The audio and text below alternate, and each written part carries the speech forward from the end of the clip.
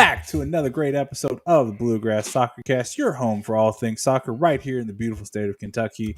I'm Jimmy Martin. That's Mr. Jon Hunt. And John, how are we doing today, sir? I'm good. How are you? I'm good. I'm hot. That is what I am. I am hot today. It is a blazing whatever degrees outside right now, and it is 7 o'clock here, 8 o'clock Eastern, and it should not still be this warm.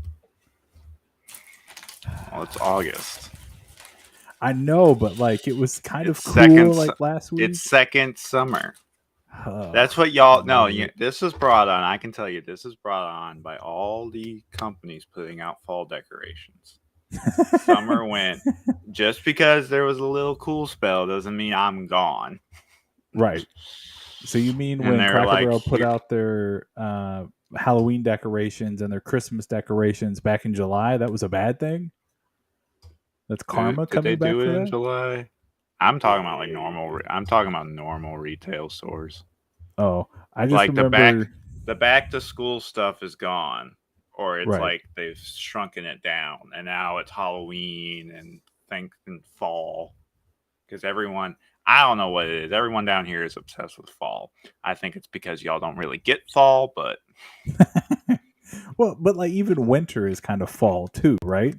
Like for where we are, like in Michigan where you live, like temperature. Michigan where you live or Iowa, it was not like that for winter. No. But I tell people all the time. No, go for it. I tell people all the time that back in Michigan, if we didn't get snow, it had to feel like negative 15 in the morning to cancel school. Jeez. Feel like, to be fair, so they did account for wind chill, so it didn't have to actually be negative 15.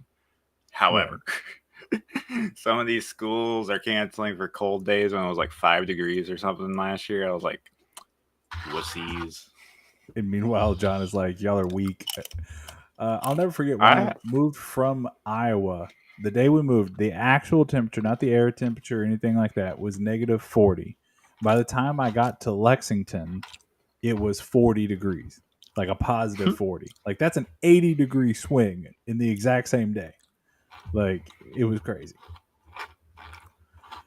But speaking of things that are a little chilly and a little hot, we're going to go on and start this episode by going to the bottom line. And John, I want to start us off this week by talking about Racing Louisville first. They had the great performance last week, getting the draw with Angel City in the Phil the Fam game. This week, they are... Oh, my notes disappeared. They're on the road at New York, New Jersey, Gotham FC. So if you're kind of looking at this match as far as the playoff table goes, Gotham FC, 25 points, sitting in third place. Racing, 20 points, sitting in eighth place. So this is a crucial matchup for Racing Louisville. Mm-hmm. It's very crucial. They lost. No, Racing did beat them earlier this year, 2-0. They did. Mm-hmm. Historically, against them is not that great against Racing. They've only won one game ever. Everyone else. Yes, they've been pretty good this season against everyone else. But as you said, there is, and this is why y'all should start watching the NWSL. There is an 8-point gap right now between Racing, who is 8th and out of the playoffs, and the Portland Thorns, who are 1st and with 28 points. So that Lexington or Racing just needs to go on a 3-point run or a 3-game run. And technically speaking, first. if everything else works out, they would be in first place. That's how tight this is. And that what? Well, and you can make it even tighter. The difference between first and ninth is only 9 points, 10 points down to 10th and 11th. And yeah, like you said, 12 points down to 12th. Like that is really tight. Yes, to put it, the only other league I know that has 12 teams in America is League One. Mm-hmm. And North Carolina is top with 44 points. Granted, they've played more. They played about 6 more games, and Fuego's at the bottom with 17. That's how like tight the NWSL is. This is also Oh, further evidence how tight this is and how it's great for the league overall.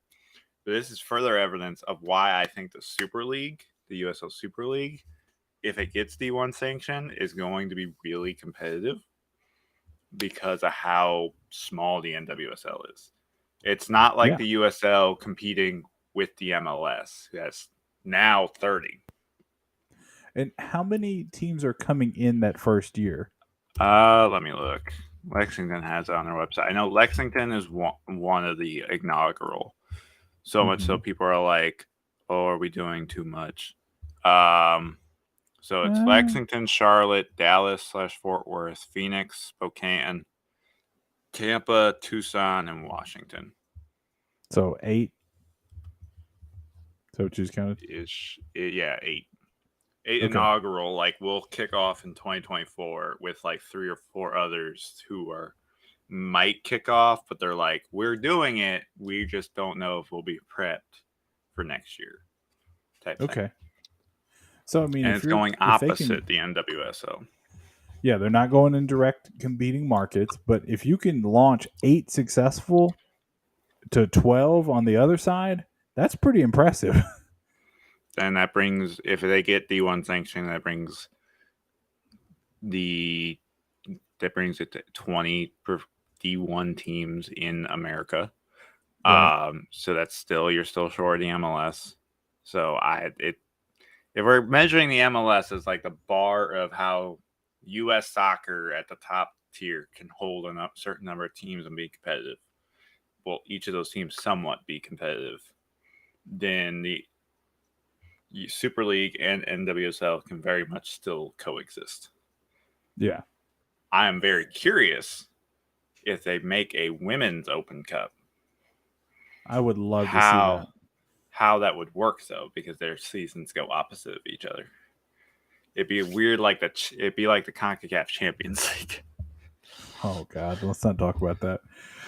But I think that's exactly right. Like it would be one of those situations where you'd have to agree to being at the end of one season, but not too far out from the beginning of another, right? So it would probably be like a short term, like maybe a I couple think of it'd be weeks well, it'd in be like the summer, right?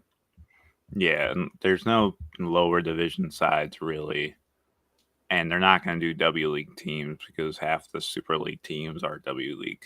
So if it's Yeah. 8 and 20, you get 4 more teams launched. You just do a 24. Nope, that doesn't cut evenly. I don't know. But you could You somehow can figure do, it out. yeah, you get something figured out where you either do some small group stage stuff to cut it down to more even stuff, or you do just like a straight knockout tournament Right. where you just draw. And you could do it if they are running exactly, if the Super League runs exactly like Europe, they would start in August. So that's not too different to the NWSL. Mm-hmm. And I think that's also like that it's at least in the start of the Super League season. So it's not like, oh, they're going to be in preseason while NWSL is like at max form. Granted, NWSL will be in midseason form, but they'll at least have But like that's better. preseason. Yeah, it's better that mid-season, starting season than like end of season, preseason, weird mumbo jumbo that happens with the CONCACAF Champions League. Uh, but But back to the before we game. get too far down the road with future tournaments and stuff like that, because I agree, I think I would like to see a women's Open Cup. I think that would be really great for the game, and I think it would draw eyeballs. You could get sponsors. Like I don't know why we're not doing it, to be honest. But coming back to this Racing Louisville, New York, New Jersey, Gotham, FC, way too many letters. Please just pick a city. Like kick that NYNJ Just off the front. be Just be Gotham. That would be cool. who I feel like there's a name. There's probably a term that New Yorkers have for that region. Just go by that. Where do they play? Do they play in Red They Bull play at Stadium? Red Bull. Yeah, they play at Red Bull. So they Okay. play in New Jersey. So I understand why they have the New York / New Jersey thing. But like DC has that whole like tri-state area or like the DMV or DMV. whatever. Yeah, literally go by that name. Go by like figure out. I'm not from New York. I don't know. Whatever y'all call yourselves Never in that been. little jumbo there, just go by that name. Like Yeah. there's teams with regional names before. You don't have to have a specific city name. Right. And I think it wouldn't take too much away from the team or anything like that. But I'm getting way off topic here. I think one player to watch in this game is Paige Monahan, who played for the Gotham the last couple of seasons. Now with a potentially reduced role, um, because is it Thimby that also or no Canoe? They play the same position, right? No, Because they were. Is it Themby, Thimby? and the Canoe plays on the opposite side. Okay. Well, I know that they were swapped for each other in the last game. They were subbed out. So I definitely want to see who starts. I mean, obviously, it's Wednesday. That game's on Saturday. We don't have the starting lineups yet. But um, I'm going to be really interested to see who starts, who comes off the bench. I would hope that Paige would get the start against her former team. But, I mean, if she's getting pushed that hard that she was subbed right at halftime or right after halftime in the last game, maybe you just go straight in with Thimby. Yeah. The good what is good for Gotham or not for Gotham for racing is the fact that Gotham only really has one main threat Yep. in Lynn Williams. So they can kind of like do the whole eliminate the main threat and then worry about the rest strategy. Mm-hmm. Where is the racing side at least we have multiple threats at least. Right. So I'm seeing one racing is wanting to score on the road again, which they haven't done Yep. in 2 matches. Nope. I think they're going to be hungry for that. I think they're going to be hungry. Um, I'm seeing like I want to say 2-1 racing. Yeah. I'm not going to pretend like I know a whole Three lot about one. Gotham and their structure. I mean, looking at them in the table and kind of looking at the results and some of their stats and stuff like that, um, I think it might be closer than 3-1 for sure.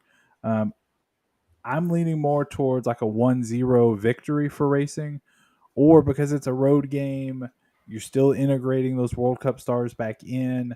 Maybe it's only a 1-1 draw. Could be that.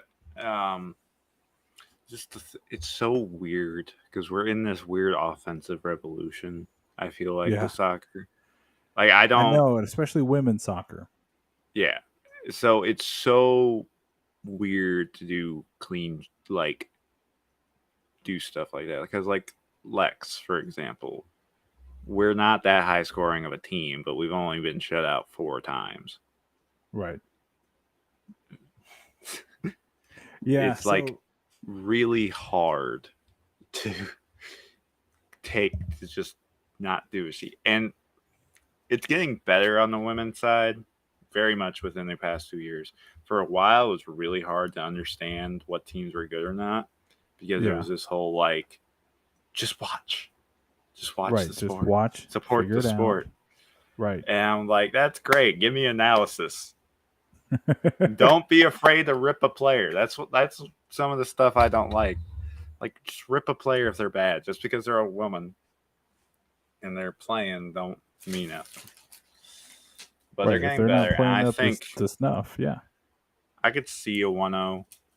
I could see a draw or a win for racing. I do personally I'm not seeing them lose this unless they have some issues in terms of they don't pick the right attacking core against Gotham. Mm-hmm.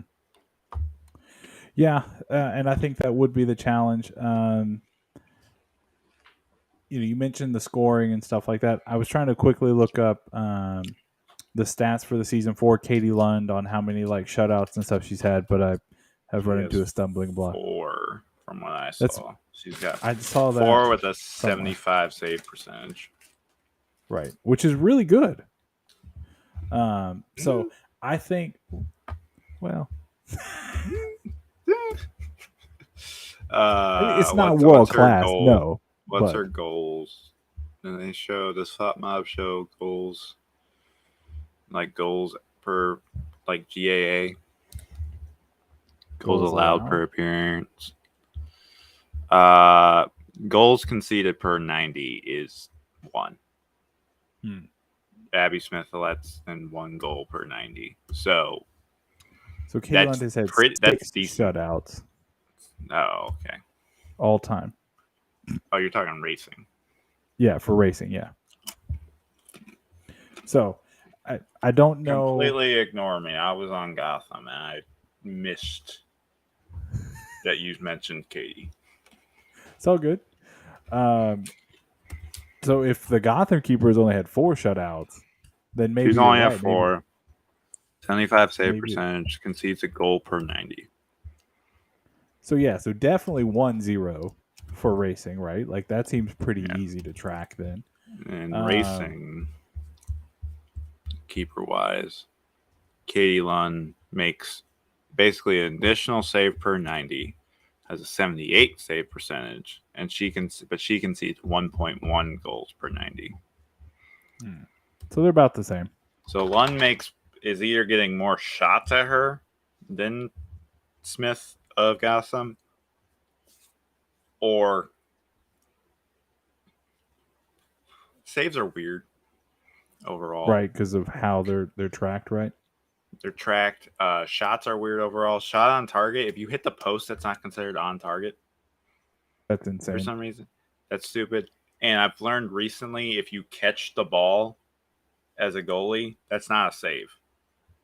So you could make literally a diving, like just grab of the ball and catch it. And they're like, nope, not a save. You have to deflect it to be a save.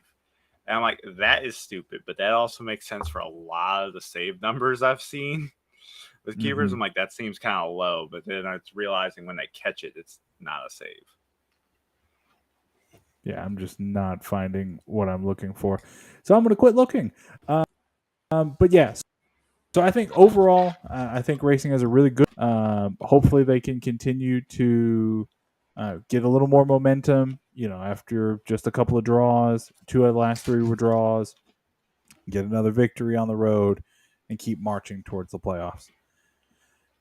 John, let's now move over to Lexington, and let's talk about Lexington Sporting Club hosting the Richmond Kickers for the second time this season. So, of course, Richmond and Lexington do a third matchup, second game at home.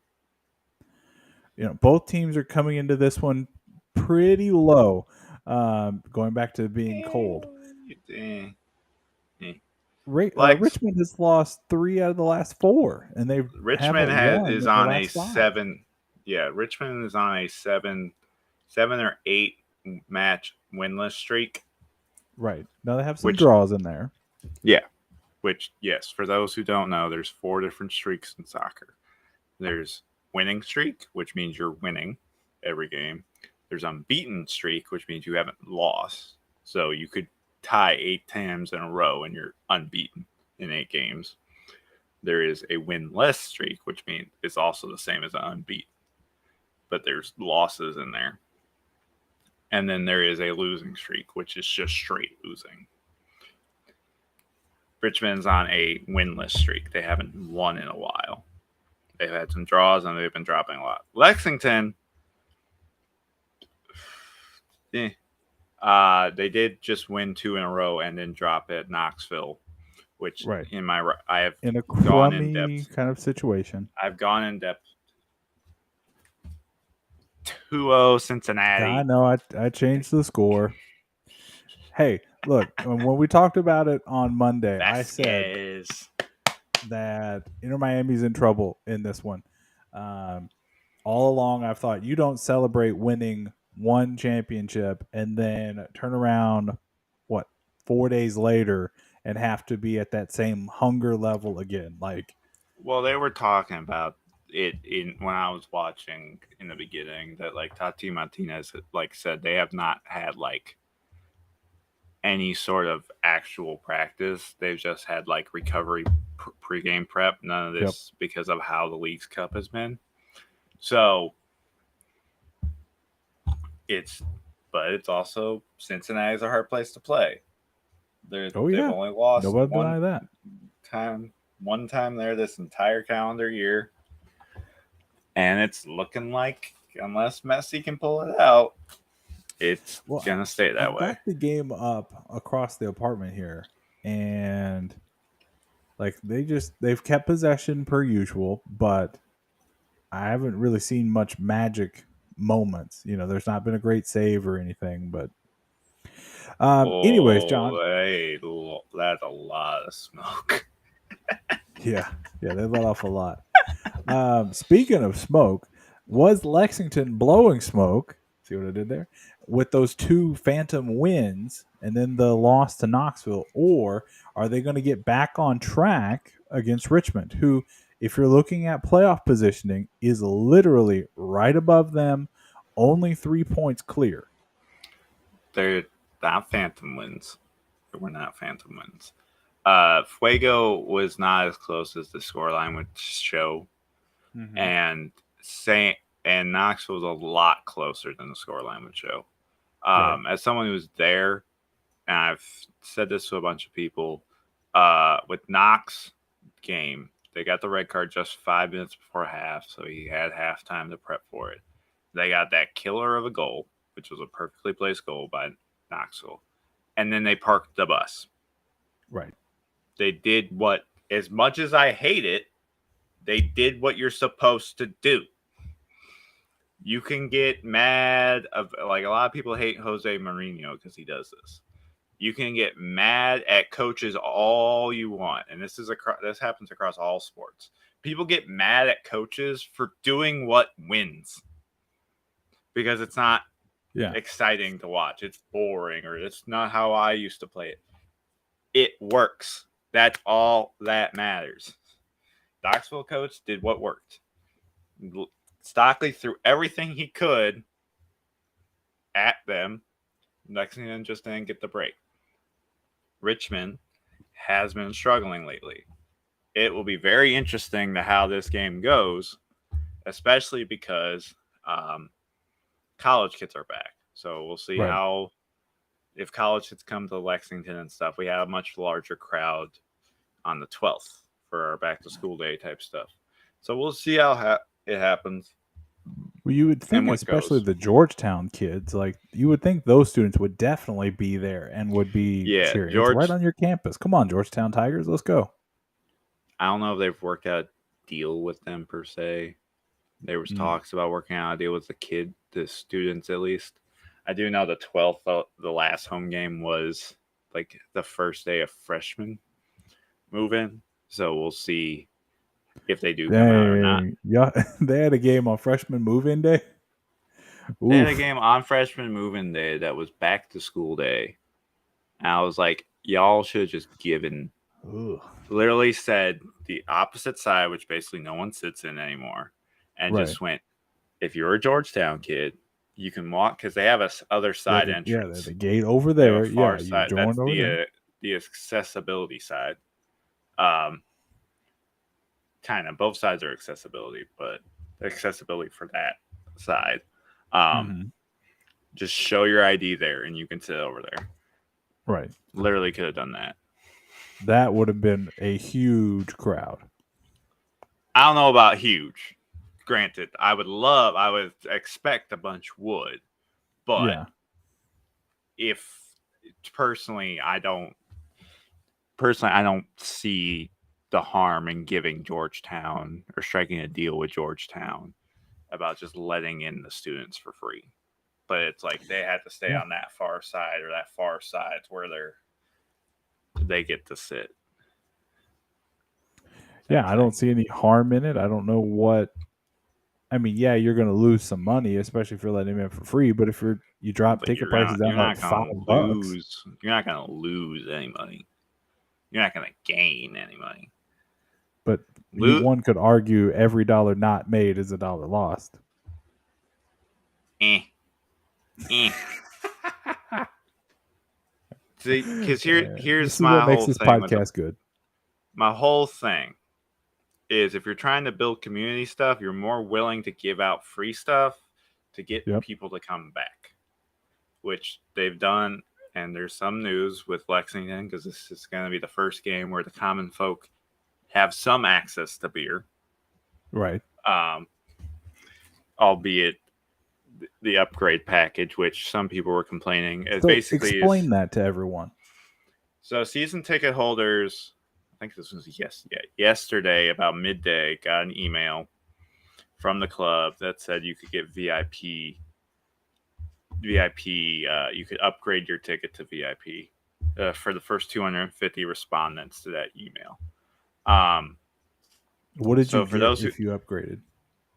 for those who don't know, Lexington made a deal with West Six Brewery for West Six to be the official brewery of Lexington. So when we get our permanent stadium, for those, that's going to be the beer at the stadium. It's going to be West Six beer. Unless they might have some of the bigger names like Coors or Miller. But West Six is going to be like the local type stuff. And hey, West Six is a really popular brewery in Lexington. They do some great things. My favorite was their collab with WKU, where they had their collabed with other 1906 schools. lager. Oh, they've collabed with. They have They have like 10, 12 different beers. They have a lot type thing. It's a very good one.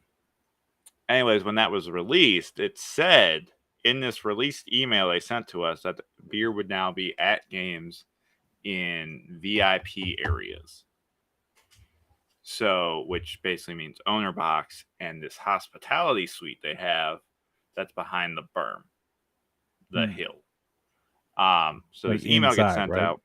Yeah, it's like inside type thing. If you pull into the stadium, when you pull in and you don't park at tailgate, it's that building before you go towards the other parking lots. Roger. But that you could upgrade your season ticket at the price it is per match. Pay the extra to make $50 per ticket to have access to buy beer. Now with also free food, free drink, free non-alcohol drinks available. So some people are like, well, I'm just paying to buy. I'm paying so I can buy beer. It's like, right. Yeah, but you get free food and all this. You're not, it's for me who's in the West Corner. I'm not paying $35 solely so I can buy beer. Solely so I can only buy beer. I'm not doing it. I'm not a beer person personally, but I would get free food out of that. I would get free water, free pop, whatever you want out of it.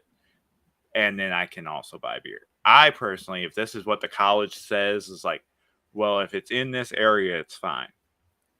Then just keep it in that area. Let anyone walk into there. Don't pay for it.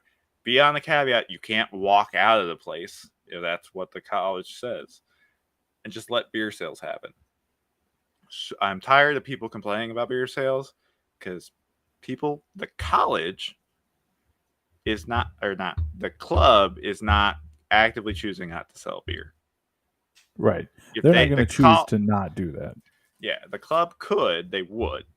And also, the only other way they could have sold beer was if they were at UK. Because at the Bell, a high school was never going to let them sell beer on their property. Because people are like, go play at Frederick Douglass has like a 55,000 stadium. Soccer. It's nice. Really I didn't realize it held that many people. Yeah, neither did I. I saw suggestions and I was like, league requires 35,000 fans minimum. And people are like, oh, okay, well, that leaves this one. And I was like, I don't think a high school or the Fayette County Public School District could be like, yeah, we're fine with beer being sold on our property. No, not at all. I think my time with the Golden Lions really kind of taught me that, like the city schools here, the city parks, nah, Schools. they're not about that life. There was talk about doing it at Lexington Christian Academy. I was like, y'all, Oh like, yeah, do let's not. do that. The only place in Lexington that would have, and it would been probably more towards this period where we're getting it anyways, would have been the Bell. That's Yeah. it. Because they didn't start selling beer during the spring. It's this year. So the start of the season, they wouldn't have allowed it. So we'll see where we get. But to the game's sake, I see Lexington only lost to Richmond off of 2 freak goals, really. They had a knuckleball shot. Like if you actively watch the first goal last time they faced, it literally bounces off the ground. Yeah, it had a He shoots weird it in, spin. and it doesn't seem like it hits A anybody. rotation. It just bounces down, and then a perfectly placed corner kick, literally like top bin corner, impossible to defend type stuff. And so I see Lexington winning this like 1-0 to 2-1 type of deal again. Yeah, I hear you on that. However, if you're looking at goal differential and you're looking at who has scored when and where a little bit, you kind of dive into the numbers. I think these teams are darn near even.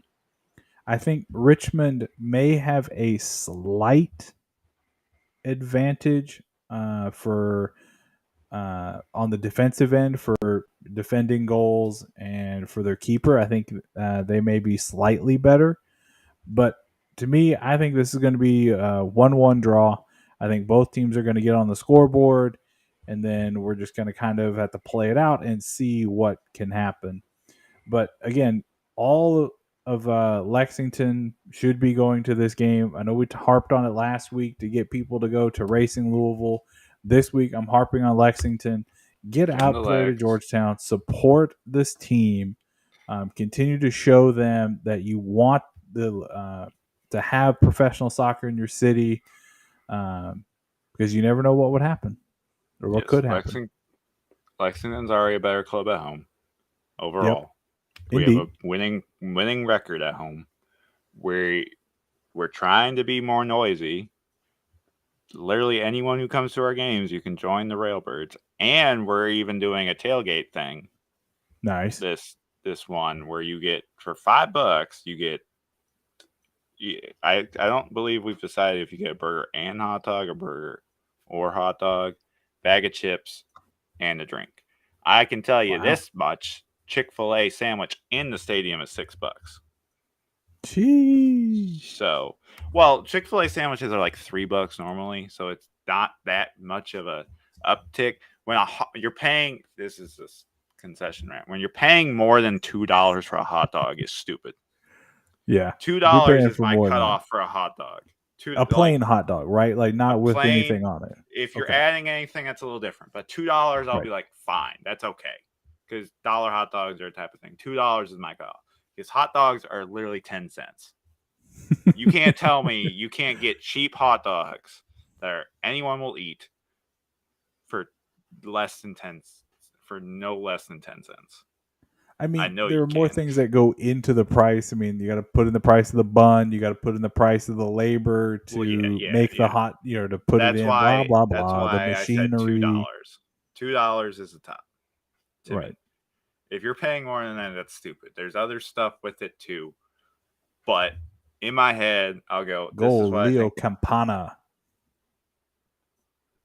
In my head, this is what I think it should be priced. If you double that, that's fine, depending on how much you double it. Some stuff over double is not too, but a little double I understand with concessions. Yeah, and if you're gonna get something for a little bit cheaper and you're gonna get more food, and you're gonna have a great time before you head into the game, stop by the Railbirds tailgate. Really build that environment, because once they get their stadium and they get their full atmosphere going, by joining John, joining the Railbirds, it's only going to help make things better once you get into that new stadium. But John, Which remind me, what was your final score prediction for this one? I want to say 1-0 Lex. 1-0 Lex. Okay, and I'm gonna go 1-1, a draw on this one. So, John, let's head to our last professional match this weekend to preview, and that would be Lou City hosting Oakland Roots. Now, Oakland is in a little bit of a tough situation travel wise. So, obviously, we all know where Oakland, California is. They are playing tonight at New Mexico United, which is in Albuquerque, New Mexico. And then they come to Louisville on Saturday night. So, this is a lot of travel for a I'm, team because I'm assuming they're not I'm coming curious when here they'll or fly anything like out. that. Yeah, I'm like would curious they when they fly out. kind of assume they flew into Albuquerque yesterday, fly out tonight. So then they would have Thursday and Friday at My home, guess, fly if they out Friday night. no, my guess is they're gonna fly straight to Louisville tonight or tomorrow morning, type Right. deal. I personally would not go back unless they have the money for it or they're like they Well, prefer true. the train type thing. Midweek stuff like this, we're not England, so it's not True, like a true. 3 hour train ride to go from one far corner to the other one. Um, I personally would not do that. Like Lexington didn't do that when they went to Omaha and NoCo. Yeah, Um, but that's more of a 1-to-1 kind of thing. This is like a short trip and then a longer trip. yeah, so that's why I think personally I would have. They're playing in Albuquerque. Stay Yep, the tonight night. at 8 Wake o'clock, up. or Yeah, 8 o'clock Central, 9 o'clock Eastern. wake up mid. Maybe have a mid morning flight, midday flight type of thing. Do like that sort of non field prep or talk. Right, your Practice little on walkthrough Friday. kind of a thing. Yeah, practice on Friday. Do your Saturday stuff. Yeah, and a lot of teams do that in the USL, so that is something to consider and to I watch will. for. I applaud schedule makers who think of that type stuff Oh because yeah. next week Lexington has Wednesday, Saturday thing, and it's no code in Fresno or then Central Hmm. Valley. So like they're at least thinking of it where they're like, oh, we're gonna have a team go all the way out to California, then we're gonna send them down to South Georgia. 3-1. Well, is that confirmed? I think I'm a little behind you. Oh, maybe it's not I just see confirmed yet. ref. Yeah, I just see ref talking, which I always forget Thank how you, short by the way. Acosta is. This comment. Thank you. I appreciate that. Yes, I'll take it. I How always many forget rings how that y'all got? they don't give out rings. You get the sentiment. How many Leagues Cup trophies your team got? No Oh, that's one right. cares 0. about the League's Cup. League Cup You champs. manufactured. Did you see the engraving on that? That's example A why no one cares about the League's Cup. They can't even do a decent engraving on the cup.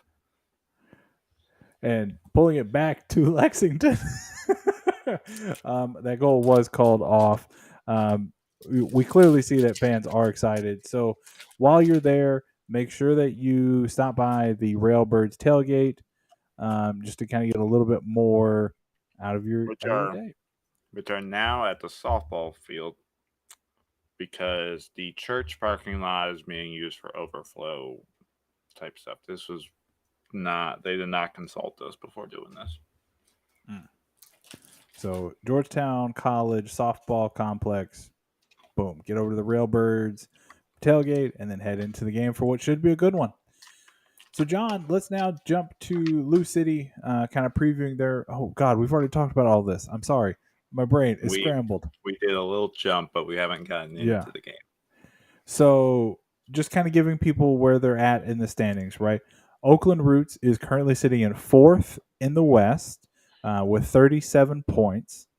Meanwhile, Lou City sits in fifth with 37 points. So these two teams identical on points. Goal which differential is very different. Oakland Roots has a positive 6 goal differential, while Lou City still has a negative 2 goal differential.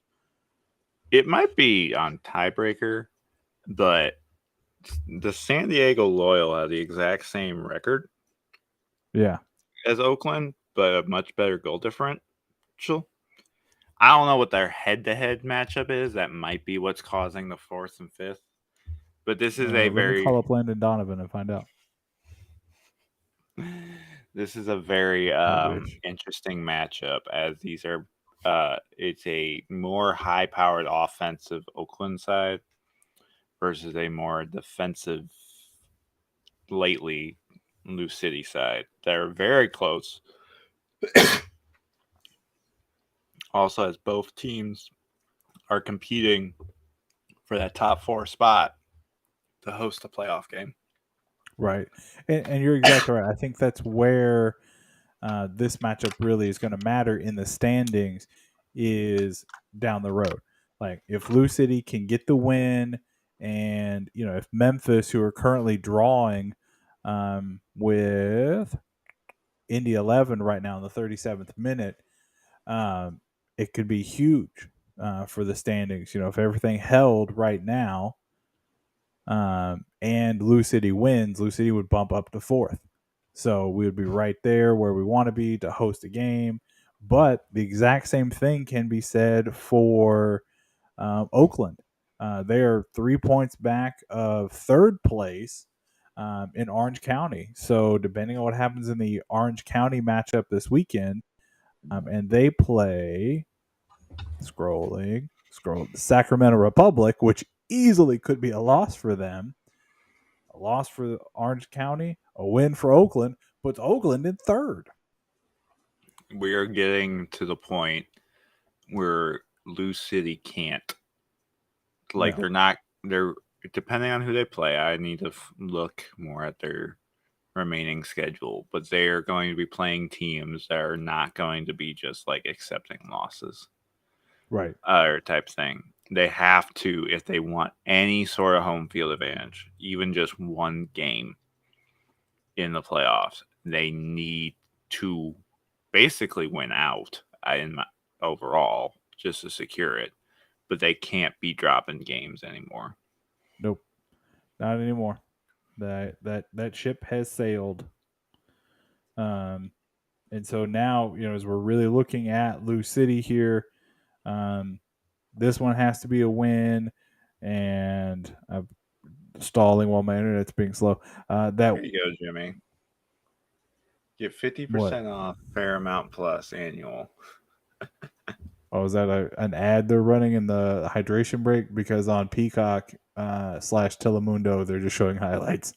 Oh, But they ran for some Lucy, stupid QR code ad that was like a messy cam. well, I mean that's what the people want. So I mean, yeah, it's not. It's smart to do a messy cam, but I'm sorry, they'll like I can't do any player cam stuff. Like there's sometimes we'll do that for the NFL and like the Super Bowl type stuff. Like it's cool to yeah, watch some highlights, but overall, I cannot watch a game that just follows one player. yeah. No, I hear you.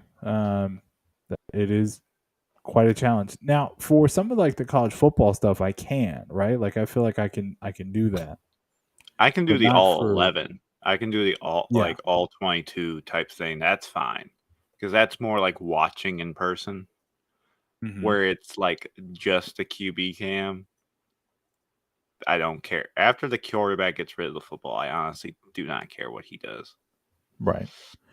But back to Lou City. So not only is this a matchup of basically two fourth place teams, um, Lou City's next match next Saturday at Colorado Springs. Colorado Springs is in sixth place, only That one is point back from Oakland this week. So basically the same caliber of team. And then they get that big road match on September 9th at the Tampa Bay Rowdies, which, that's oof, looking. These next two games are going to determine how that turns out. yeah. Colorado also just beat Oakland. So both teams, Oakland and Lou City, are coming into this game having at least, I would have to pull up Oakland's thing, but they had at least a 4-match unbeaten run Mm-hmm. broken by a loss. Now, Oakland's loss wasn't as sloppy or bad as Lou's because they Right. kind of fought. However, both are coming into this on a loss. Both are coming into this wanting playoff position, specifically home field playoff position. So this is a very crucial game. No team at like genuinely. There's no gimmies in soccer. No Mm-mm. teams unless the team is truly tanking, which it's not going to exist in the USL because there's no draft. No. Right. Um, no team is just going to go in and it's like we're going to just try, and we'll be there. But like, yeah, that's not how it's going to work. Even Vegas is going to be competing in every game, or at least trying. Right. Hartford's going to be And trying. looking at the remainder of Lou City's schedule, it is not easy. Like I said, Oakland this Saturday, at Colorado Springs next Saturday, the Saturday after that at Tampa. Then they host SD Loyals. Then they head down to Miami to play Miami FC, the other team in Miami, as I like to refer to them as. The true Little kings brother, of Miami. the team that will fold eventually, really soon. Um, that's 5 really tough matchups with playoff teams or playoff caliber teams. Now, then, Yeah. yes, you do get a 3-game, I don't want to say rest period, but you do play a little bit lesser quality teams in Loudoun, New Mexico United, and Hartford. And then you end your season on October 14th against Tampa Bay. So So currently, what they got 1, 2, 4, 5, they have 6, 9 7, games left. 5 out of the 9 are against playoff teams. Yeah. And Miami could easily, snip their way Miami in there. basically is a playoff Yeah, they're team. They're tied just with Tulsa. they're out based on goal difference or head to head, something like that. Because Tulsa Yeah, has conceded more goals than Miami. I don't know how yeah, I it's don't showing in understand that. FOTMOB, but 5, technically 6. We'll say 6 playoff teams over their next 9. And they only Literally, have 5 home games left. So if you're trying to get out to a Lou City match, time's a ticking, folks. yes, And this would be a really good one to go. Both Lex and Lou have only 9 games left, but 5 of those are at home. Lynn has the highest average attendance in the league. Lexington does very much better at home. Come out and support your team wherever you're at, or support Right. both if that's possible. I Absolutely. don't know If how you much live in overlap there Frankfort, is. go in between, my friends. I don't know how much Um, overlap there is between the games, but support both. So, John, if I'm looking at this one, I really do not see any chance for Lou City to drop this one. Like, they should win this game. Oakland coming off of a very busy travel week. Lou City's at home off of no midweek game. Like, this should be a victory for Lou City. I'm going to go boldly 2-0 over Oakland. What do you I'm say, John? going. Well, I have 2 predictions.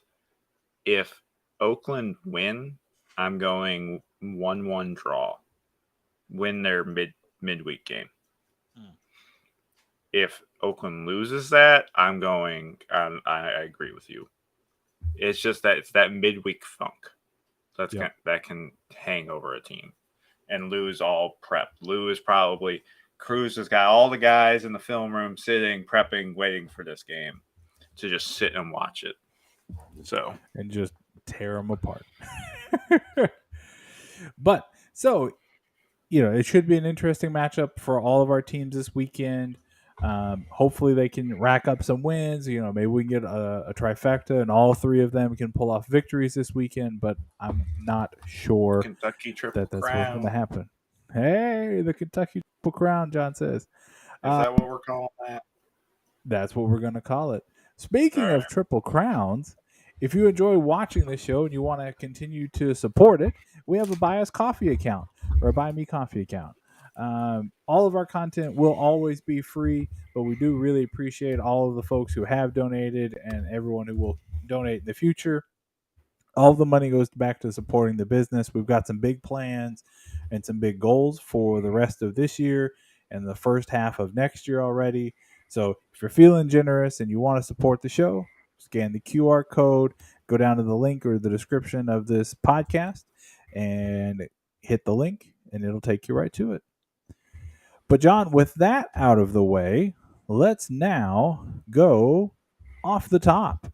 And this week, we kind of teased it before, but we are going to break down all of the D1 men's and women's college soccer teams and kind of give you a preview of what to expect from your team. Some of them have already played a little bit, some of them haven't. So we'll do the best that we can to keep track of it. And I know we said this before, but there are 54 teams between NCAA D1 and NCCA D2. So we do not quite have the capacity or the staff Yeah. to cover all of it. So we're putting a lot of our focus into this weekly article that John and I are jointly writing, where we hit all the D1 schools, and then our producer is going to produce a weekly kind of recap for all of the scores for D2 and below. And if you want better coverage of your school, hit us up and Yeah. we can toss the school to you. Scan that thing up there, hit us up with a little bit of sponsorship bucks, and boy howdy we be there. um, but John, do you want to start with the men's or do you want to start with the women's side? The women's side is going to take longer because There's a what lot is it? more. WKU doesn't. WKU, Murray, EKU, Moorhead all don't have men's teams, and there's 8 So let's D1 schools. knock out the guys to start, and then we'll get into the more interesting topics of talking about the women's. John, just going in order of kind of the script that we have here, U of L. That is no favoritism. We love UK and Louisville just the same. Eh. Listen, we are non-biased on that. We cover bluegrass, right? There you go. And I'm going to say this. I cover bluegrass and we cover all the states. So I am rooting for all of them to be competitive. However, if any school goes against my actual school that I support, which is the University of Michigan, it's sorry. It's over. The clap. Unless it's Berea, unless it's Berea College or Cumberland's, because those are the actual schools I went to and am currently going to. So. How bad would that scoreline be in a football game at the Big House for one of those schools? Well, Berea doesn't play football, so like 100-0. Technically speaking, Berea College has been undefeated in football since 1908 because we went undefeated in our 1908 season and then we cut the team. So there we have been undefeated since 1908. That was literally a joke shirt. I have a T-shirt somewhere with like the class football team on it, and that's a joke we say. We've been undefeated for what is that now? 115 years. A real long time. But so kicking off with the U of L men's team, they're coming off of a season where they had some success and they had some failures as well. They started the year with 2 preseason friendlies, whatever you want to call exhibition matches, and these were a little hard to keep track of for even for the bigger schools. So from what I was able to tell, the U of L men's team fell to Lipscomb 5-2 in a reserve match to start the season. And then they had an exhibition game at Indiana, which if you know anything about men's college soccer, you know that Indiana is one of the best teams in the country, irregardless of the year. 2. They were ranked number 2 right in the coaches poll. But there was no score reported. And I tried to check several different sources and I couldn't find a result. This was So good most job of likely a keeping that hidden. closed door expedition. So I will say Yeah. this: some schools get your schedule together and labeling stuff as Oh dear God, exhibition or please. not, because I shouldn't have to go to a rival school Yeah, who, technically speaking, is lower in your division or a lower division school. If you're a D1 school, your information should be clean. Sorry, it should be. It should expectations be. for a D1 school. I'll give like, and this is no hate to boys. Boys College is technically the lowest Yep. tier school in Kentucky. They Hmm. have only 5 teams across all their. I All think they have sports. five sports teams. I don't necessarily expect them to report their stuff great because they probably have one SID who's doing it for every single sport, and he also probably is like the head of A RAs or student. something like that, Yeah. or a student. Yeah, they because at Berea at least the coaches also wore multiple crowns.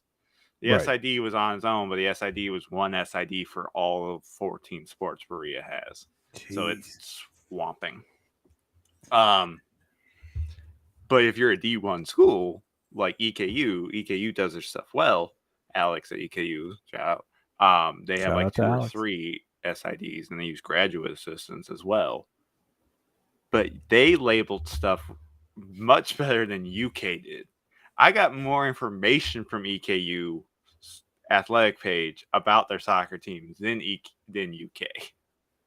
Well, I think that just gets into like one of the things that I want to talk about in general about college soccer in the state. Like, yeah, we have a lot of teams, right?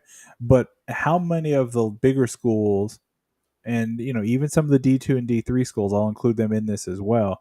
Like, how many of them actually care, right? Like, it's pretty obvious that no offense to WKU, but like they don't care about soccer. Yes, they're building that new indoor practice facility. It's going to be like the size of like my living room. It's going to be tiny. Um, but they've got that. They've got the new locker rooms and new bleachers. But prior to that, they had done nothing for that team since it started in 2000, 2001. Like it is abundantly clear that the university does not really care about soccer. So when I you're think looking at U of L, though, I do think they do care about it. But even at that, it is quite difficult to find out some of this information. What were you going to say, John? I think with some schools like U of L, UK, they're so used to other outlets covering them Yeah. that they don't think about it internally type thing. Whereas like at least EKU and Berea, they do a recap of each game. It's not Yep. that great, but they do a And recap. Murray Get does that. over Western there. does that. Cat Sorry, my cat problems. was trying. Yes. Don't look at me like that. Um, so there are schools that do a decent job of doing those writings stuff like that. But back to U of L here in this kind of preview, right? Um, they do. They had a lot of expectations heading into this year after making the NCAA tournament last year. Their head coach, John Michael Hayden, has really built up a strong program in the first 4 seasons and getting the Cardinals to a 34, 29, and 7 record and 3 NCAA tournament appearances in just 4 years. So the Cardinals are not used to having down years or anything like that. And that's why, to me, it was so surprising that, yes, it may have been a reserve match, but that they were even in a game with someone like Lipscomb. I mean, Lipscomb is really good in soccer, but if you're going to the NCAA tournament, you should be beating them in any kind of a matchup. So for me, I think this could be a little bit of a mixed year for Louisville fans. I think they've got some talent. They've got a tough schedule, including difficult matches against Syracuse from last year, who they played in the ACC championship game. Um, so this should be a really entertaining team to watch. Some really good home games, including Virginia Tech, North Carolina State, Boston College, and Wake Forest. Of course, also playing UK and Bellarmine in non-conference play as well. So get out to Lynn UK is the Stadium. game to go. Yes. They play at Get Lynn. out to Lynn Stadium and support those Cardinals because they should be very entertaining with their new talent and their coach, which has got the program on that upward trajectory, and it should be a fun year. Yeah. Let's do the natural progression and go over to UK then. Okay, so UK is going into this uh, season ranked third in the nation, and they honestly are going for the national championship. It's true and honest. They're going into this third. They were undefeated in the Sun Belt last year. They've so far only played exhibition games. They'll open their season tomorrow against Florida Gulf Coast. Oh, I should have said that. I'm sorry. For Louisville fans, your season also starts tomorrow at home versus Tulsa. That game will be on ACC Network X, which is also known as ESPN Plus. Sorry, back to UK. UK, yeah, UK's. I can't. Their website doesn't show it. But they got. I can't believe you didn't mention the most important Louisville home game of the year. They I was trying host to set you Kentucky. up. They host Kentucky. So I'm yes, setting you up. but it's basically they're going for the national championship this year. They're returning a lot of their key players. They have both the player of the preseason player of the year, the preseason defensive player of the year, and two others named to the Sun Belt All Conference. And this is not like the Sun Belt in football. The Sun It's Belt in way soccer different. is actually competitive. At this rate, don't expect any teams to follow the football conference scheduling, because at this point the football conferences just need to be their own thing. Well, and on that note, there, like I did, so we have an interview with the head coach at UK, and I kind of pushed him on that of why doesn't the SEC support men's soccer? And his pushback was They like, have a go tell women's. Nick Saban that he's losing some scholarships. So, and I was like, okay, touche. But that's really where that comes down to. That I also think is stupid. The scholarship Agreed. should just be set per sport by the NCAA, not by the conference and how many schools you have. Just set it per sport. Right. Literally go like D1 schools, soccer, you get this many, volleyball, you get this many, football, you get this many. Just do Agreed. that. But yeah, Nick Saban also is a man who could probably shoot a man in cold blood in Tuscaloosa and like just nope, fine, perfectly fine. Right. Everything's okay here. The guy was wearing an Auburn shirt. It's okay. Even if he wasn't. John, so how good is UK looking to be this year? You mentioned they've got national championship eyes. Are you thinking they've got the talent to get there? I do. Then literally if you are a fan, there's really just one game you need to look for, because UK went undefeated in conference play last year. But there's solely one game you need to look for if you're a UK fan.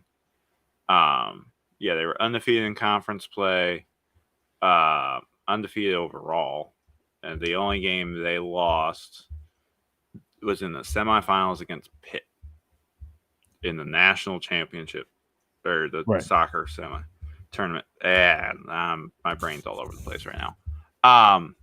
Sorry, but on Tuesday, October 3rd, if you are in Lexington, you need to go watch soccer, because current number two, Indiana, is coming into town to play current number 3. That's literally, this could be a national championship rematch type vibe preview sort of thing. Yeah, this is legit Lexington or Kentucky's biggest game of the year. Every other game they can win, they should win.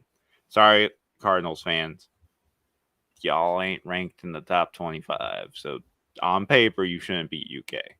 It could happen. Rivalries can bring anything up. But, oh, my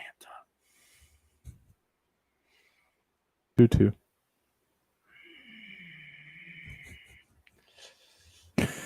2-2.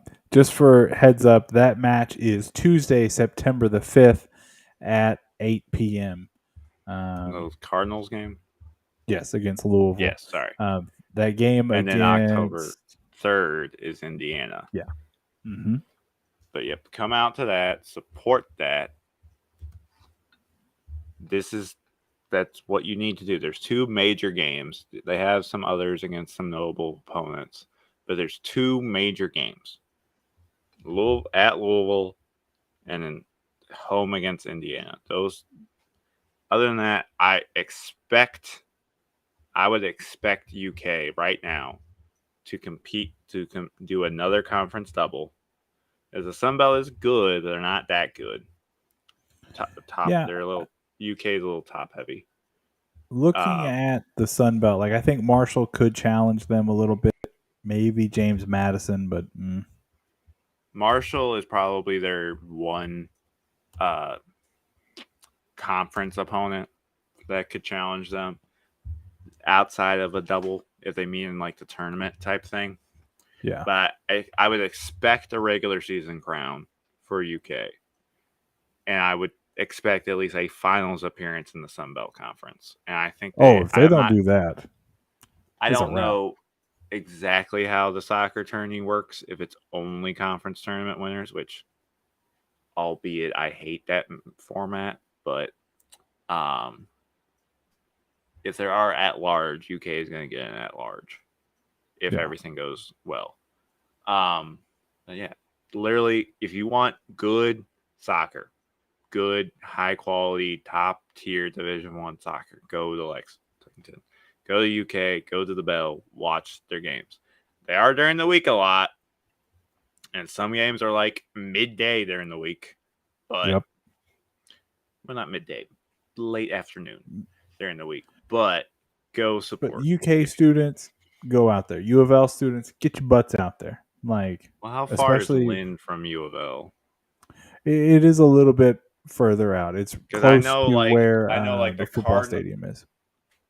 Yeah, because I know like the U of L football stadium and Lynn are like on opposite sides of the city. Yeah. So, John, let's. I'll jump back in here and give a little bit of a preview for a surprising our final two men's teams are a little bit surprising to me, especially this one. Bellarmine, the Knights have both men's and women's that participate in the ASUN conference. I believe last year was Bellarmine's first year in Division One, playing in the ASUN. They had a really strong year in 2021. In 2022, making a deep run to the semifinals in the ASUN tournament, which makes a lot of expectations coming into this season that they not only get to the semifinals, that they advance beyond the semifinals into the championship game and potentially into the NCAA tournament. The Knights have a really solid core of players that are coming back, including their all ASUN goalkeeper, Matthew Brochevich. Sorry, I butchered that. I sincerely apologize. And two-time ASUN all-star ASUN forward Julian Ballas. And overall, they have 7 starters back from last season. Bellarmine really has a chance in the regular season to make some noise, but it's going to be challenging when they have tough road games like at Evansville, which if you don't know about the U of E program, especially in men's soccer, they're really good.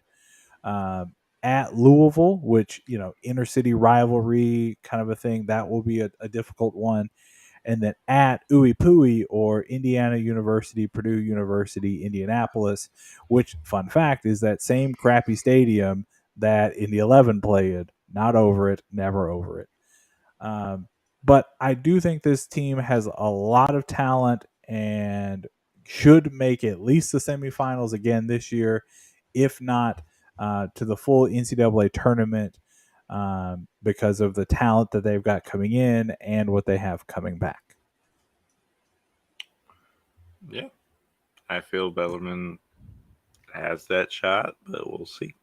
And they've got a nice stadium. If you've never been out there, it's a really nice complex to see.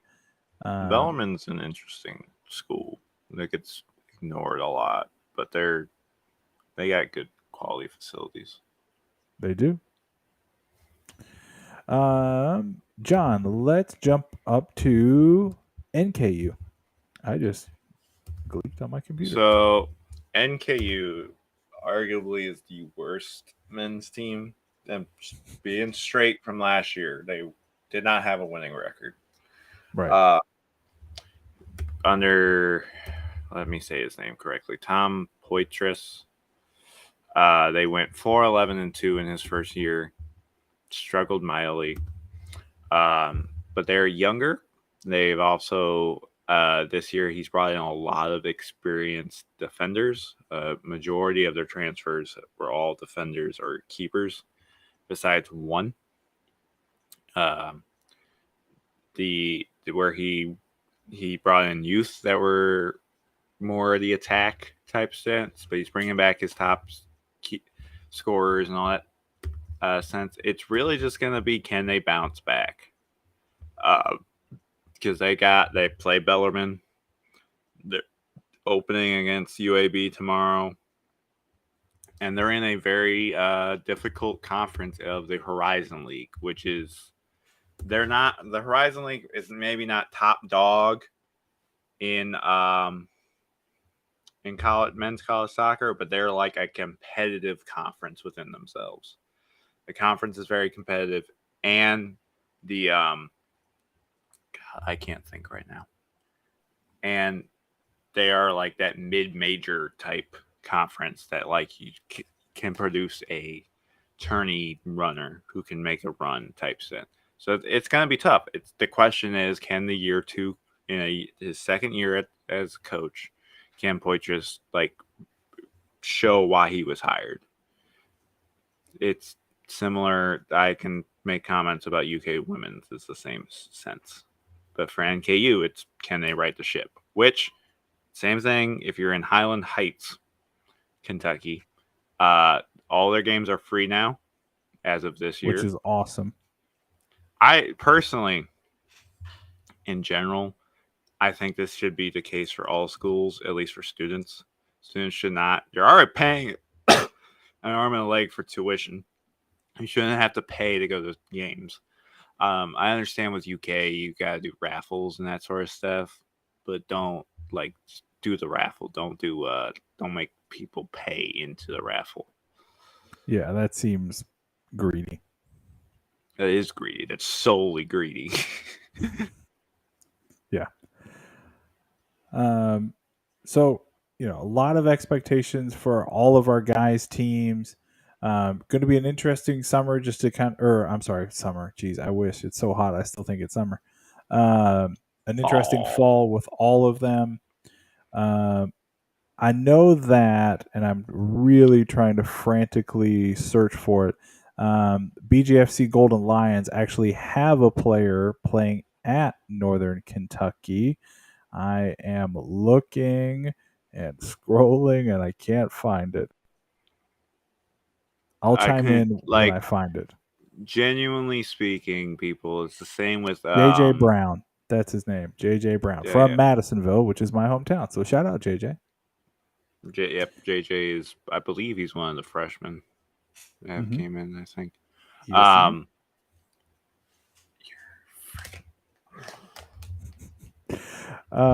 any kind of final thoughts of what you want to put on the men's side, John, as you bash your head based on the results so far? The results of the Open Inter Cup Miami semifinal and FC Cincinnati. Overall, I gotta think. I had a train and I lost it. Yeah, I think Miami did that to you. Oh yeah, that's what I was talking about. Overall, with people like JJ Brown and stuff. We did our best to see if these people played in these players. They're bringing in any players who had players that played in pre-professional leagues. It's hard to find, or semi-pro. It's hard to find them because I know like Lexington had a girl who's playing out in California on their W League side. I'm not searching all the California W League teams if Oh, that they would take a while. had like an NKU women's player on it. I stayed Yeah. close. I was like, because that's mostly that type of thing. So if I missed a player who played pre-professional, at least with my articles, I'm sorry, or semi-pro, whatever it is, like JJ Brown. I don't know Bowling Green FC that well. Yep, semi-pro. Some UPSL teams don't report stuff well. Nope. Report rosters well, so it's hard. And I think can't JJ confirm only names. played a little. Like I don't think he made very many caps at all, even was rostered very much. But he did do a lot for the youth club. But John, let's flip on over to the women's side of things. And this is where, like we talked about at the beginning, so the big four kind of mid-major schools, WKU, Eastern, Moorhead, and Murray, all do not have men's teams. So let's go on and start with them. And John, I'll kick us off by talking about WKU. So the Lady Toppers are returning a solid core of their veteran players from last year, including players like Kayla Meyer and their team assist leader, Katie Irwin. They've got a lot of experience on the back line, which will be very beneficial in front of, I can't remember her last name. First name is Maddie. She's the starting keeper. Last year, WKU went 10-4-3, which was really good. One of the best seasons that Coach Nadell has had at WKU. They're a defensive team. You know, for our WKU students and WKU fans, like I wouldn't expect a whole lot of goals, but I definitely don't expect Maddie or the defense to allow many goals as well. In their two exhibitions, they had two shutouts and 6 total goals in those exhibitions. So they're a very well focused team. Their wins in those exhibitions really help push them as the season has started, as they picked up a routing 5-0 victory over the weekend, and now they will look to turn their attention to. I lost my place in my notes. I got distracted. Coming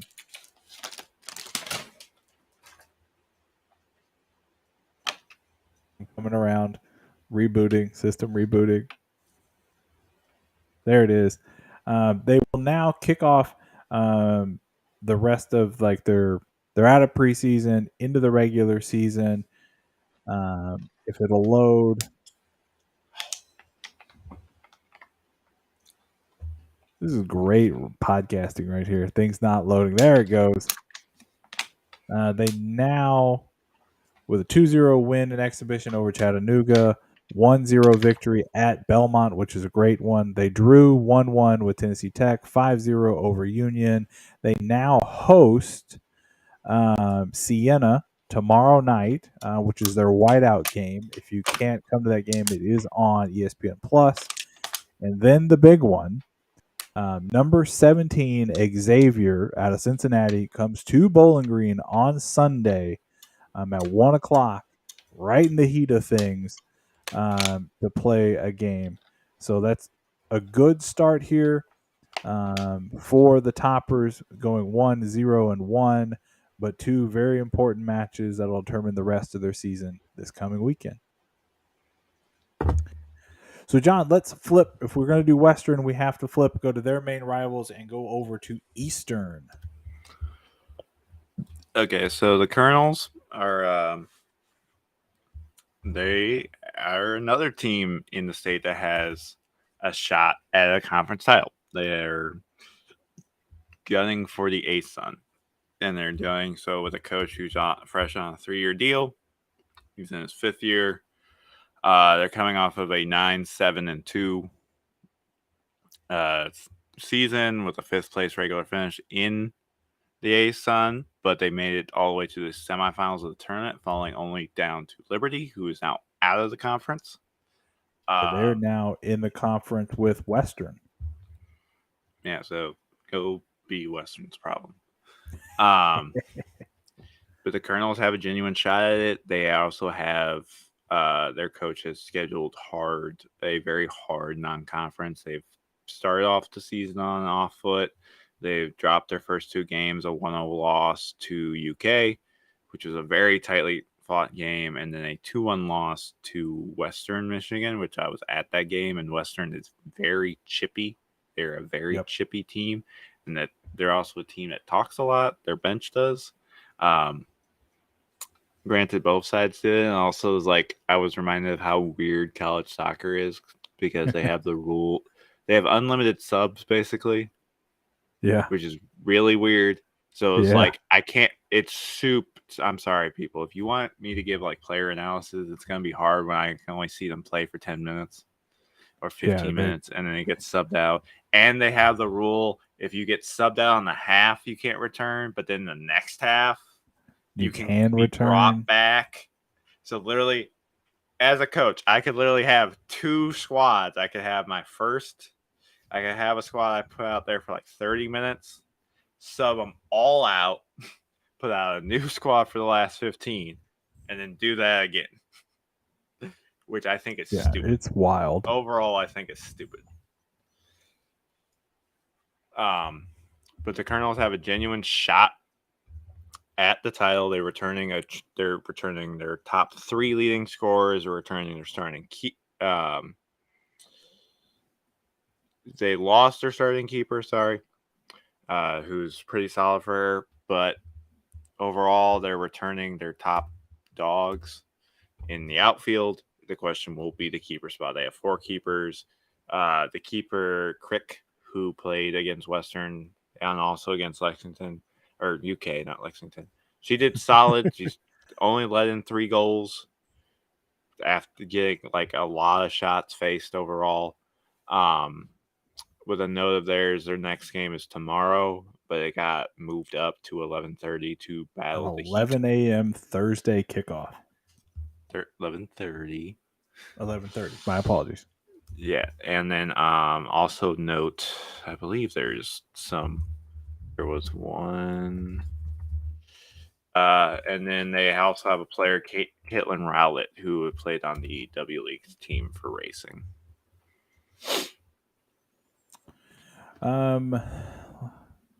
So there's that one extra team, right? So I'm trying to decide if it makes more sense to just knock out Western or knock out Moorhead and finish the eastern side of the state, or do we go to Murray? Which do you prefer, John? I got 3 teams, so yeah, I'm gonna let you go on and go then, and knock out Moorhead.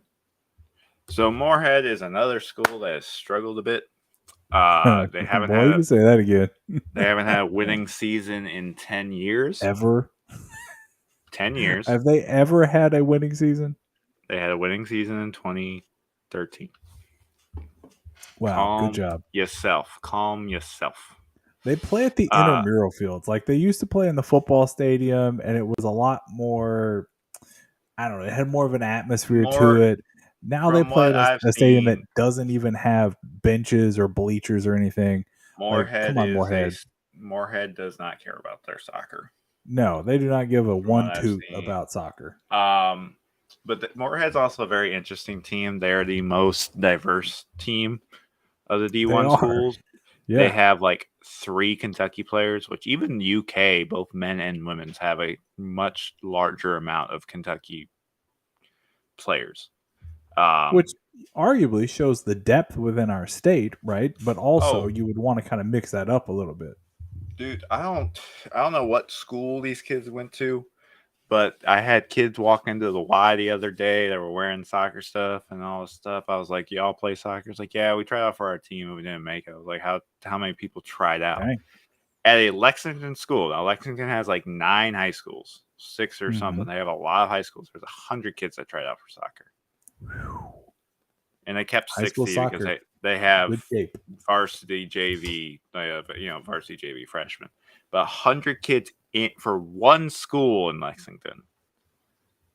And there's all these questions about, is Lexington a soccer city? There's 100 kids that play at one school. Right. Or at least thought they were decent enough to try out for their school team. So pulling it back out east there. The Moorhead Eagles. Chris Fox is another second-year coach. He's looking to, like I said, bring his team back. He's rebuilding his rebuild. As he started, he took over a team that had only 4 wins the year previous. Moorhead was a 500 team last year. They play, where is it? I forget what. They play in the OVC. They are the dark horse type thing in the OVC. It's a hit or miss what they'll do and what they'll be. They've shored up their defense with some transfers. They have a really solid keeper who had a great year as a freshman in Gibbs. So it'll just be interesting. When you have a 500 team that was pretty solid at home the previous year, it's really hard to judge what they'll be next year, because was that 500 luck, or was it right? You were nearly almost talented. You're nearly there type of thing. Their big catalyst is the SIUE, which I believe is Southern Illinois. I don't know. Edwardsville. SIUE, Edwardsville. Yeah. Southern Illinois at Edwardsville. So those are the thing, but they've brought in some people. They got a girl from Man City has come into Moorhead's from Man City's academy, but they're big ones. They played Marshall in their last game, their first game of the season this last week. And let me double check the score on that. But then they'll have Indiana coming up. Yeah, they got Indiana tomorrow, which Indiana women's is not as good as the men's, but that's still a top school. Right, still a Big Ten school. Yeah, and the Big Ten, for those who don't know, the Big Ten, well, the Pac-12 is dead now. The Big Ten is very much a conference where they, unlike the SEC, they care about all sports. That's coming from Big Ten country, majority, they're very much trying to be a conference of champions. They're not they picked some bad. The former slogan of the Pac-12. Rest in peace. Well, now that's the Big Ten, because we got UCLA, who has the most championships. Back when none of us were even thought of, when our parents weren't even thought of. Anyways, John, let's close out this Moorhead section. Yeah. They lost 3-0 to Marshall, but they beat Detroit Mercy this past Sunday. It's a really good comeback. They were down a little bit, but they also faced Bellarmine. They faced NKU in back-to-back in the same week. Wow. Big interstate rivals there. Yep, and it's both at home. Well, no. In the mountains. No. Sorry. Bellarmine's coming to Moorhead. They're going to NKU. The way they list it on their website's weird. But welcome to Moorhead. Yeah. And Moorhead also has 3 W League players from Lexington. But overall, they're a dark horse. Plain and simple. I'm trying to be short and sweet with these because it's so much information. But they're a dark horse. That's what they are. We'll see how they go. They have an interesting non-conference, and that will set them up for the OVC. I wouldn't be surprised if they make a run in the OVC, but I wouldn't set my expectations on a title. I wouldn't expect that. They could do it. They have the talent, I believe, and they have the ability to do it. But the question is, do they make that jump? Or is Chris Fox still figuring stuff out? Yeah. Great. I don't have other comments. Moorhead. For those who don't know, we've straight up divided these schools. So we honestly did not really dive in. We didn't really dive into the other schools. We're trying our best to cover 54 programs. So with that, if we're going to hit Moorhead, we got to go to the opposite side of the state. We got to hit on Murray. my alma mater, the Murray State University. They are Oh, coming off a very successful boo. 12-5-3 season. As a former Ohio Valley Conference team, they moved into the Missouri Valley, which, especially on their men's side, is one of the best conferences in the country for soccer. Um, but for the women, it is a very competitive side nonetheless. The Racers made a very surprising run last year to the Missouri Valley Championship game, where they fell with like 8 minutes to go or something like that, 1-0 to Missouri State. Still haunting their head coach from when we had the interview back earlier in the spring. Um, the Racers are returning a good mix of veteran leadership and talent with young players, including freshmen like Ava Robertson, who was on the preseason all conference team. The defense for the Racers is going to be where they're going to be strongest, similar to WKU in that aspect, with key returners like Audrey Henry and Morgan Bodker. While on offense, they expect players like Sammy Wilson to kind of spearhead their attack moving forward. They've got an interesting schedule ahead of them, um, but they haven't started out great. Started the season 0-2 in their first two matches against Grambling State and Georgia State, which by no means are juggernauts in any way, shape, form, or fashion. The Racers have really, really struggled on offense to start the season because they haven't scored yet. They've played two full matches and still zeros on the scoreboard.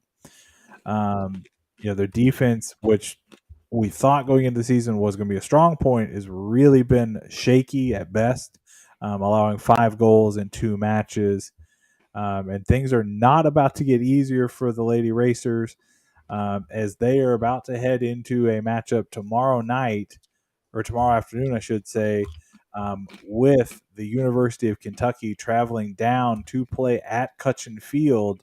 And we've got an article that should be released either tonight or tomorrow morning. But despite, John mentioned some of the men's teams are moving games around to avoid the heat. That's not going to be the situation tomorrow down in Murray, because Cutchin Field, where the Racers play, doesn't have lights. It's an old school facility. They don't even have bleachers. They have a really nice hill that people sit on. Um, Wait, but yeah, there's a stadium that a D1 team plays at with no that bleachers, no seats. doesn't Moorhead's the have same way. Don't even that talk. doesn't no no no. I'm not talking about bleachers. That doesn't have floodlights. No, yeah, no floodlights. Nope, no lights at all. They've never had a night game there. Can they not Um, even get those like portable floodlights? I mean, you got the money to donate for that. They're going Why to be would I hitting me up donate for the to Murray donation. State? I don't know if Murray State this way. I get basically a letter from Berea every month asking for money. Well, so that game tomorrow afternoon will be in the heat, 4 o'clock start time. I mean, because they can't ask UK to come any earlier to make the cross state trip any earlier, because from Lexington to Murray would probably be 4, maybe 5 hours across state like that. Yeah. Um, so you can't really ask them to move the game time up. So this is truly a David versus Goliath versus the Heat kind of matchup. Um, John will talk about UK here in just a minute, but Murray really struggling, like I talked about. But with travel, with the heat, with being on the road, I still think Murray State has a chance in that game. If they can get a good crowd going, and they can overcome those early losses, I think Murray could find themselves in the exact right position to win that game. But they've got to have a lot of things go their way. If UK plays a half decent game, they should win it 1-0, if not 2-0. But if they're sloppy, the heat gets to them. The Racers could steal one late. That might be hard against UK, which UK's only played one game. They beat Eastern, but Yep. they're very much revamped. They were not that great last year, but he has revamped their Fabiano, I think is how you say his last name, has revamped their entire roster basically. Got a lot of transfers in, a lot of young girls coming in. I think they got only like five or seven returners. They don't have a lot, but what they do have, they have people like Mars Josephson, who played at Chapel Hill for 4 years, which those who know anything about women's soccer, uh, college soccer, they know that North Carolina is a powerhouse when it comes to it. So they have a goalkeeper who's coming from a powerhouse to come help Lexington or come help UK. Uh, Josephson also played. Josephson also played for and was the primary starting keeper for Lexington in the W League. So they're getting some good keeping. Um, the game tomorrow, it will be interesting to see how it goes because uh, the UK, the women play in the actual SEC. There is the SEC in women's soccer, and they have a shot. They're probably there's so much new teams and new players. It's gonna be hard to judge how this team does. So far, they've looked good. Granted, EKU is a mid-major versus a power top dog school, technically speaking. So we'll see how. Mm-hmm. I'm interested to see how this Murray State game goes because the EKU game was a slugfest. Like EKU definitely could have tied it, brought it to them, could have won it technically because UK scored their only goal off of a corner kick header that was just crazy. So we'll Kind of see how bobbled this around the box, didn't it? No, it was just straight in, but like the Oh keeper yeah, was that's like right. she was just like an edge. Like Crick was Mm-hmm. just right there. If she was just a little higher or it was a little off, it wouldn't have gone in. Right. Type of thing. So we'll see. We'll see if the UK is revamped truly, or are they was the EKU game they got a lucky goal. Well, if we're going to hit on UK, let's bounce on over and keep things level with going to U of L. Their women's team has got really a nice mix on their roster for this season. They've got some 19 or so players coming back from last year's run, including all ACC selections for Sarah Hernandez and another player, Messiah Witset. Yeah, I'm sorry. Um, and so they have a lot of veteran experience on the roster, but they've also got 9 newcomers to add to this roster. And we are level again in Cincinnati, unfortunately. Acosta, Wish you would do that for the U.S. team. the Um, American short king. So, with 9 newcomers into this U of L women's roster, um, you've got to think that it's going to be some interesting combinations of, a massively experienced starting lineup with some good youth coming in afterwards. And U Oh, of it L was is looking Acosta. to build off of um, a 6-8-2 record last year. And honestly, for this not racing Louisville, Jesus, for this Louisville Cardinals team, I think anything less than an NCAA tournament berth should be massively considered a disappointment. They haven't started out great. They're 0-1-1 so far in their first 2 games.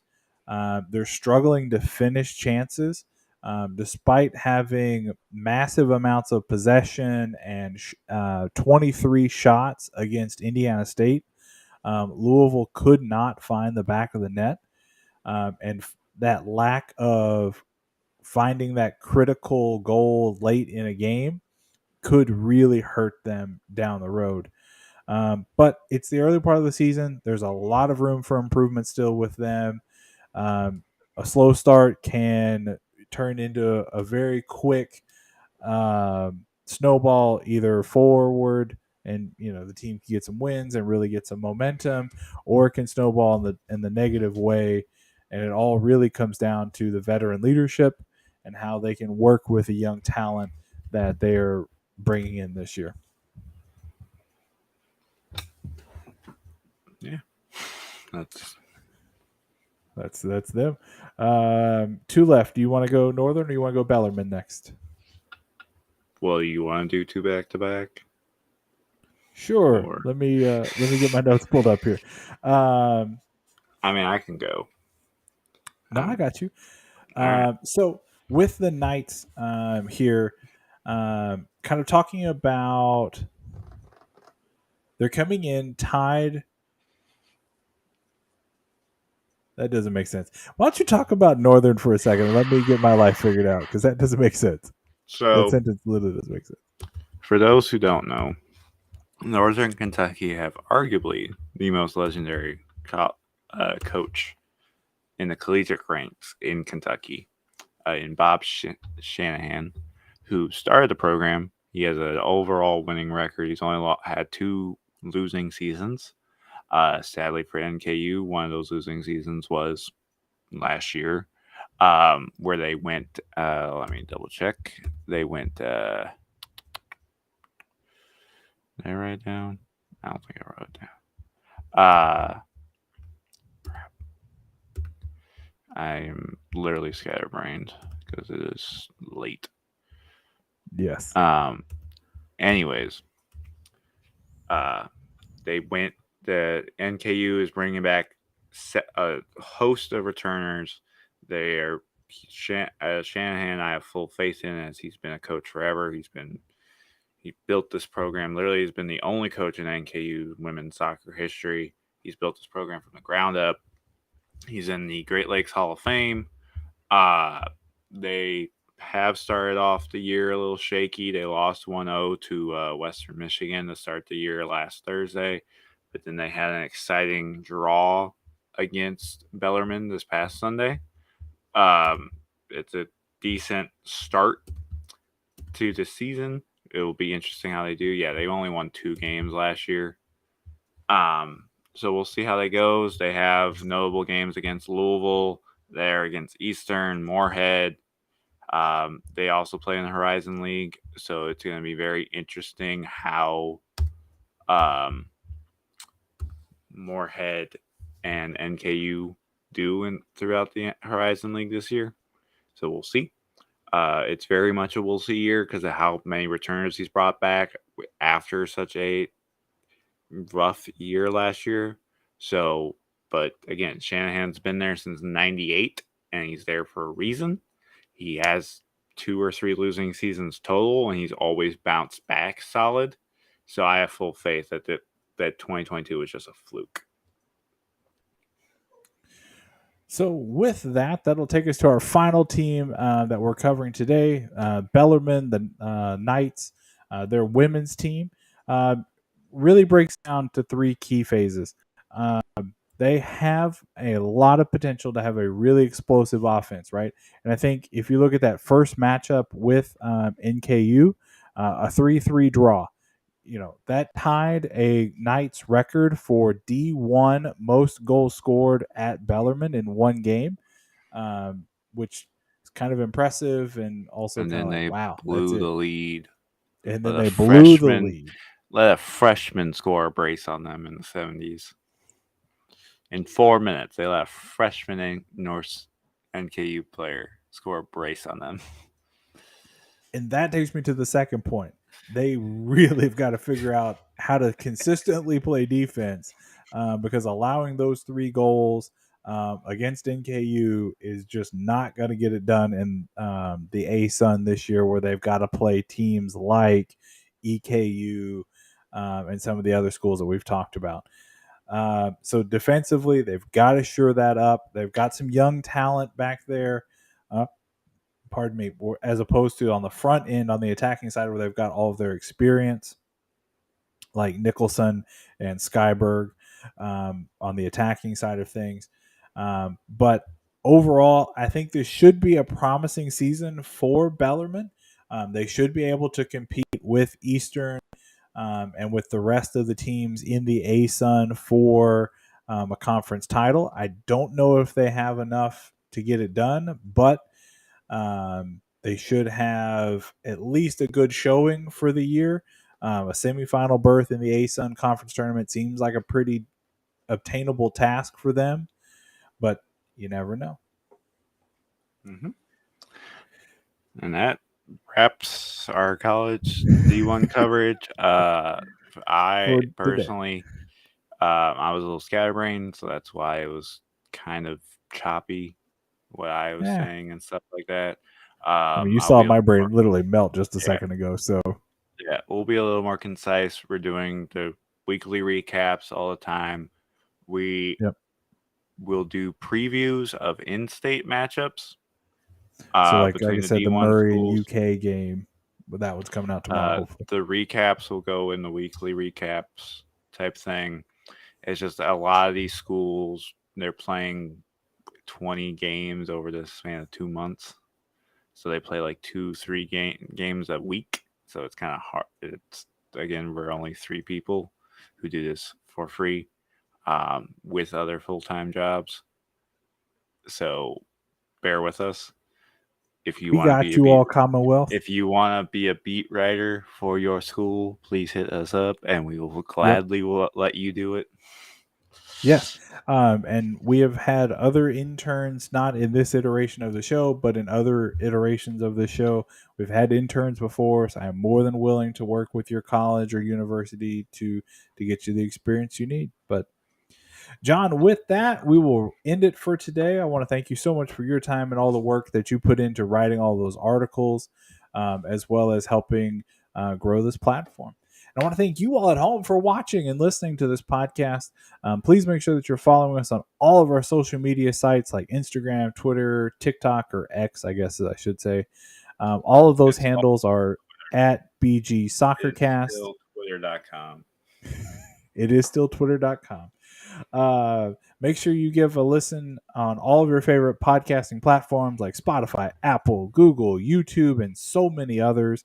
When you're on those platforms, please make sure you're liking, following, subscribing, just engaging with us in the community there. Make sure you go over to our Twitter and join our Discord that was pinned at the top of our Twitter page. And with that, I'm Jimmy. That's John. And we will see you